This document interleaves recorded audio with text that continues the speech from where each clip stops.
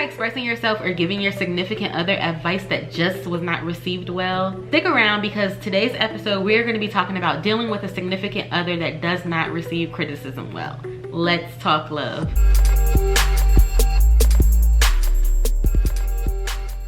All right, hello everyone, and welcome to Dinner Rolls and Relationship Podcast. I am your host, Angie Rolle, and I'm the founder of Love Inspiry, where our mission is to build more powerful, transparent, and durable relationships.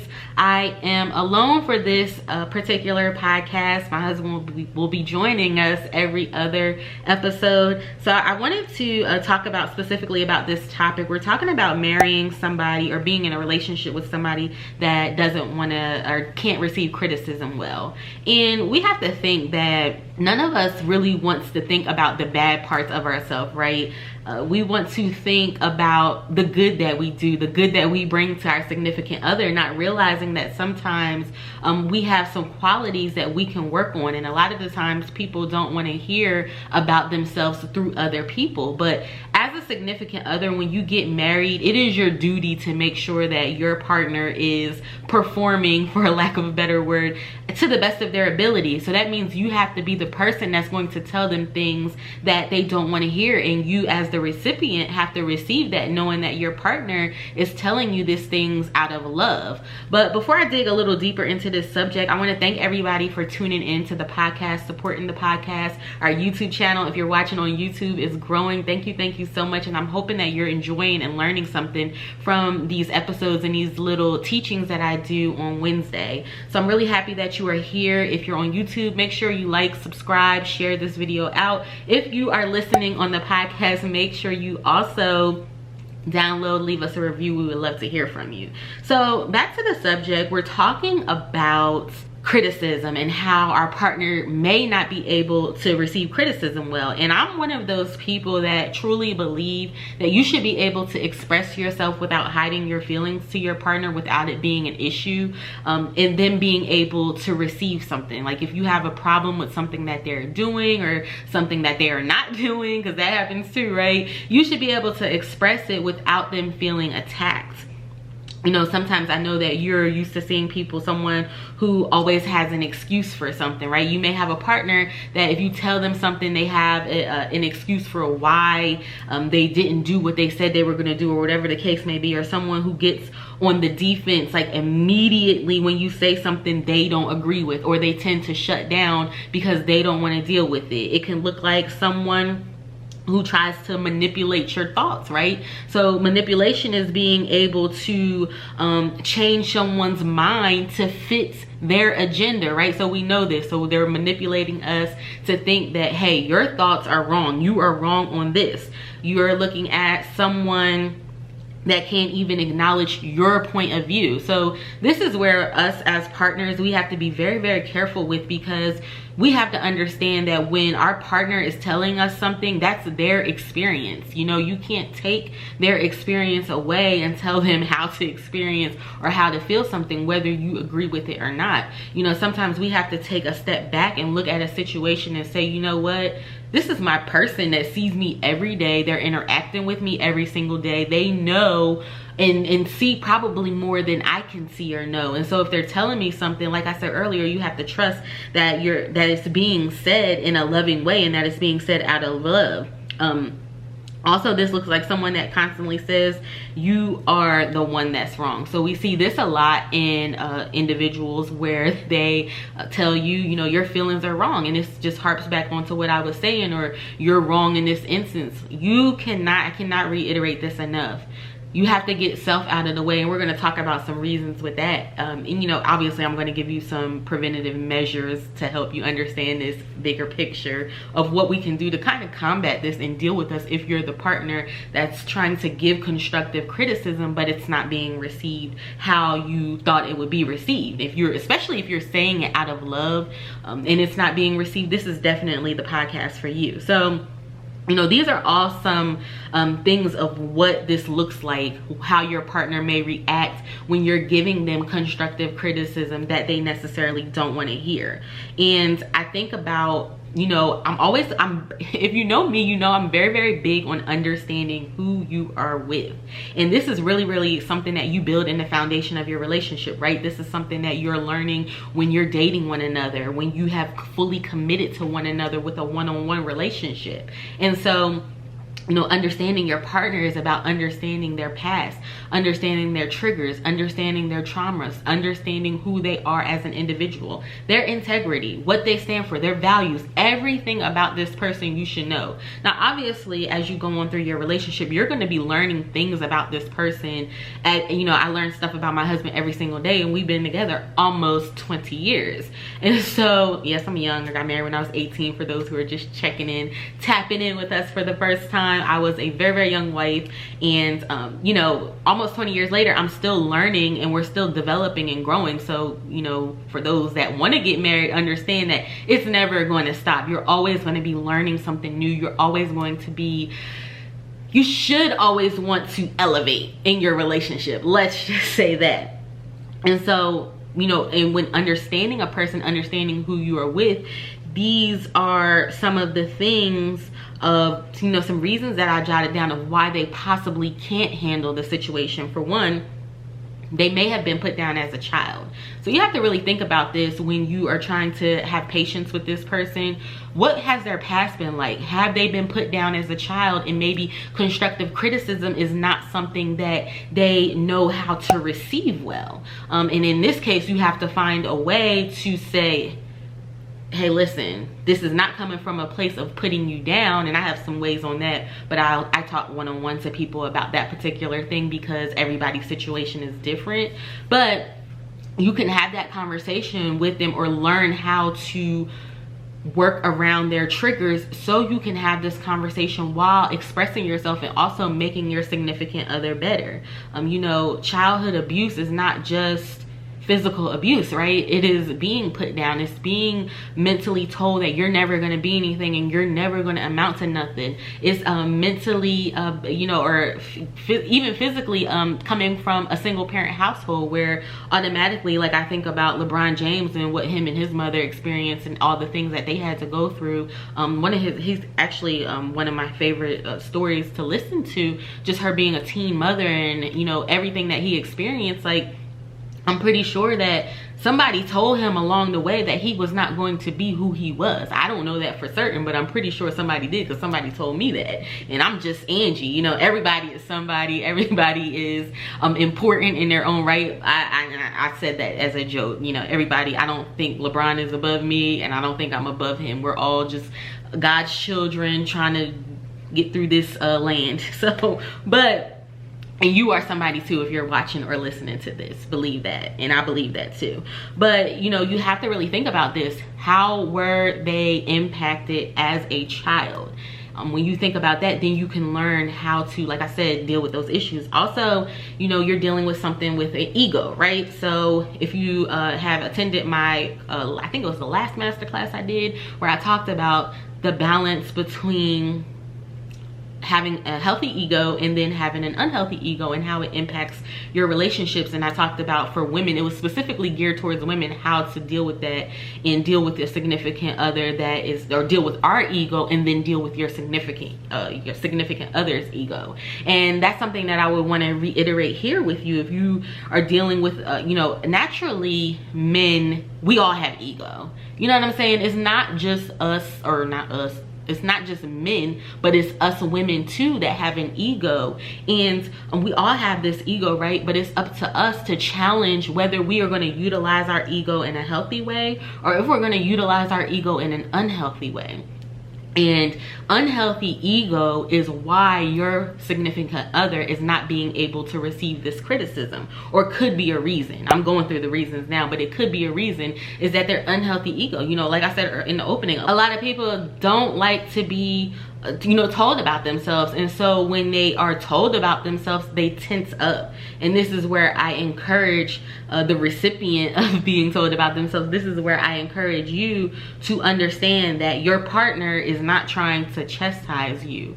You guys, ultimately, as a couple, your goals, part of your goals should be making sure that you are making each other better. If your partner can't tell you about yourself, you know, nobody's going to be able to tell you about yourself, and therefore you are not going to be able to grow and develop the way that you should be able to grow and develop. So definitely check your ego and make sure that you're understanding, okay, is it something else, or is it my ego that's just saying, you know what, I don't want to hear this because I think whatever, you know, I think this person is wrong, or whatever the case may be. Also, some people just don't know how to take accountability, right? So if you come from you know your significant other, or you should know your significant other as far as how they grew up, right? Because that's very important. If you don't know, you know I'm going to get you, because I'm very, very serious about the foundation. But you know how your partner has grown up, and you know accountability stems from back in childhood, right? So if we are, you know, them kids, y'all know them kids, y'all probably went to school with some of them kids, you might be that kid that was not held accountable for their actions as a child, right? So you may have had that parent that covered everything you did up. You may have had that parent that has made excuses for every little thing that you have done, whether good or bad. You may have, you know, whatever the case may be, it could stem from childhood. Like I said, now you guys are understanding why I'm telling you, understanding your partner's past, who they are, what makes up them, what makes them them, right? You understand, you can start understanding, okay, my partner is falling into this bracket. So I have identified, you know, the trigger, I have identified the base. Now I can add on and see how I can go about this roundabout to fully come to a you know, a resolution, or some kind of something to get them to see or hear my point of view. Also, you know, and just going back to accountability real quick, I'm very big on accountability. I'm one of those women that is going to hold every woman that I talk to accountable for their role in a situation. Whether you are single, whether you are engaged, whether you are married, I'm always going to hold you accountable. And I want to plug this. I don't want people to think that I'm beating up on them. By all means, I'm not, especially women, because I know we can tend to be a little bit more soft than men. But I understand that it's something that I had to go through, and understanding that I play a role in my relationship. I play a role in the success or failure of my relationship. So how I react, how I choose to handle a situation is going to determine the outcome of the situation. Like if I want to turn up and go off, then I can expect some turmoil to come after that. If I want peace, then I can expect that I need to have a peaceful conversation and find a way. And that's why I'm very, very big on organized thoughts.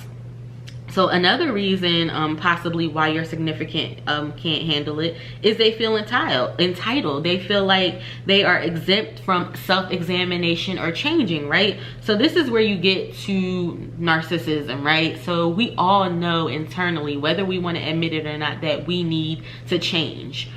We all know that there is something about ourselves that we can work on, and this could be partly why, you know, your partner may feel attacked, like, oh, well, you need to be working on stuff too. But when you're in this marriage, you should know that, hey, we're both working on each other, and if I am going through something and I'm not doing something right, guess what? I expect you to call me out on it. You know, this is how you should be operating in your relationship. Like I said earlier, if you're not going to tell, if you can't have a partner to tell you about yourself or to check you when you're not doing right, then, you know, I don't know what kind of partnership that is, but I want a partner that is going to be able to, or make me accountable for my actions, and also me be able to do the same thing, because it's all about elevating, it's all about growing, and it's all about developing as an individual. So the thing with what's happening here is, you know, you have to be able to identify why this person is the way that they are, why they're thinking that way. You know, that starts with past, that starts with understanding the person. You have to understand you know, exactly what the problem is, and then you can work for solutions, right? So we know that we cannot change our partner. We know that we should not try to change our partner, because that's a full-time job in itself. You know, trying to nitpick everything your partner does and pick it apart and then say, hey, you know, you need to work on this, you need to work on that. So the one thing that I encourage people to do in this particular instance is work on what you can change. Now, as I said, I'm very big on being able to express yourself, but sometimes you have to learn to pick and choose your battles, and I have a video out on that. It's either coming after this or it came before this, but you know, you have to be able to focus on yourself when your partner is that partner that cannot receive criticism, and that constitutes prayer. You can't change yourself on your own. You have to ask God and talk to God and ask him to change how you are viewing the situation, or change how you can more focus on yourself as opposed to what your partner is doing wrong. You know, if you cannot help them at this particular time, it may be because they're not ready to be helped. It may be because God has not revealed to them, hey, you know what, you're wrong for this, or you need to check this, or you need to start doing the things that you say you were going to do, or whatever the case may be. They have to see that light, and you can't force it. And the more that you try to force it, the more that you try to teach them, or whatever the case may be, whatever you think you were doing, the more you try to do it, the more they pull away. It's kind of like when we were children, right? You had some parents that let their children make their mistakes on their own. You know, you have to, sometimes you have to let people fall to see the error of their ways. You can't help everybody, is basically what I'm trying to say. I want you guys to understand that it's okay to continue to express yourself when you learn how to express yourself. And you have to identify, before you can express that, you have to identify why they are rejecting your constructive criticism.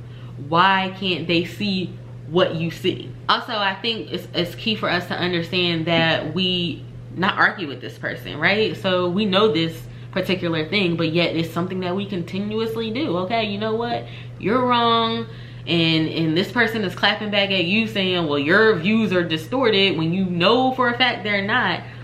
It's something that can be dropped. The conversation could be ended just by you saying, you know what, I can't change this person's point of view. I can't change this.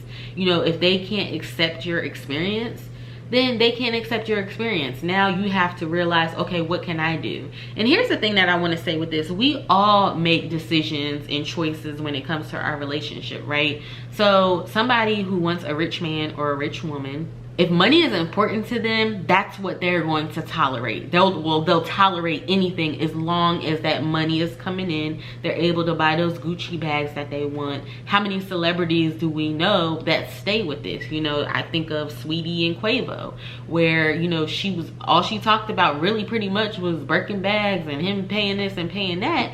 Yet under the surface, he was allegedly cheating on her or doing whatever it is allegedly to her. But she stayed because what seemed important to her was money and what he was able to bring to the table for her. And it's the same thing in your relationship. You're going to sacrifice something for something. So your partner is not going to meet every freaking thing on that list. That's why I tell people, do not make your list, because you're making an imaginary person that does not exist. Okay, they don't exist. The perfect person does not exist. And when you write a list of things and qualifications that you want, the thing is, and I say this all the time, you're not writing down negative things, right? You're writing down everything that's grand and gonna get you to all roses and peaches and champagne and all that BS that does not happen in everyday life. Now, obviously your good days should outweigh your bad days, but you know, you don't eliminate the list. I don't care what anybody tells you. Stop writing that list down unless you're gonna write down some bad stuff about a person that you will get.